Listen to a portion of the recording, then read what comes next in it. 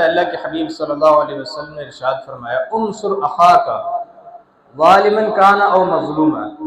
کہ اپنے بھائی کی مدد کرو، اپنے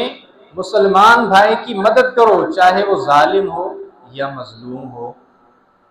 ایک صحابی نے عرض کی حضور مظلوم کی تو سمجھ آ گئی کہ جو مظلوم ہے اس کی تو مدد کرنی چاہیے، لیکن ظالم کی کیسے مدد کریں؟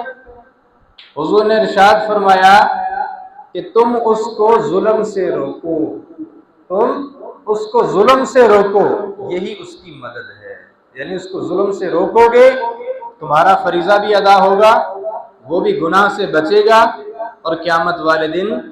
سزا سے بچ جائے گا۔ لہٰذا اس کی نصرت یا مدد یہی ہے کہ اس کا ہاتھ پکڑو اور اس کو ظلم سے روکو،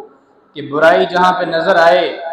تو اگر قدرت رکھتے ہو اس کو ہاتھ سے روکو، ہاتھ سے روکنے کی قدرت نہیں ہے تو زبان سے روکو، اگر اتنی بھی طاقت نہیں رکھتے تو کم از کم درجہ یہ ہے کہ اس کو دل کے اندر برا سمجھو، اس کو دل میں برا سمجھو۔ کہیں ایسا نہ ہو کہ کسی کا عہدہ، کوئی چودھری، کوئی وڈیرا،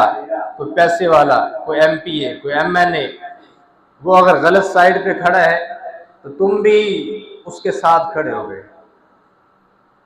کہ چلو جی یہ ذرا تگڑا بندہ ہے، اس کے ساتھ کھڑے ہو جاتے ہیں، چاہے ظالم ہی کیوں نہ ہو، چاہے یہ غلط سائڈ پہ کیوں نہ کھڑا ہو۔ رشتہ داروں میں کیوں معاملہ آ گیا تو اب جھکاؤ کس طرف ہے کہ جو تھوڑا پیسے والے ہیں، جن کے ساتھ تعلق زیادہ ہے، جن کے ساتھ بول چال نہیں ہے، یہ نہیں دیکھنا کہ ایک تو یہ قطع تعلق ہی کرنا حرام ہے، بول چال بند کرنا حرام ہے، اور دوسرا پھر ظلم پر ظلم یہ کہ جب کوئی ایسا معاملہ ہو جائے جہاں پر آپ کی انصاف کی ضرورت تھی، وہاں پر آپ نے دیکھا اچھا فلاں کے ساتھ میرا تعلق کمزور ہے، اس کے ساتھ میرا تعلق کمزور ہے، اس کے ساتھ تعلق ٹھیک ہے، تو سائیڈ میری وہی بنتی ہے۔ اسلام یہ نہیں کہتا، دین یہ نہیں کہتا، دین اس کے برعکس کہتا ہے کہ جو انصاف پر ہو، حق پر کھڑا ہو، چاہے وہ ہو یا دوسرا ہو، جو انصاف پر ہو تمہاری نظر میں، تم اس کے ساتھ تعاون کرو، تم اس کی مدد کرو، تم اس کی سائڈ پہ کھڑے ہو جاؤ۔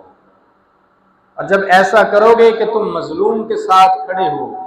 تم اگر مظلوم کے ساتھ کھڑے ہو تو اللہ کی مدد اور نصرت تمہارے ساتھ ہے، اور یہ بہت بڑا ثواب کا کام ہے، بہت بڑا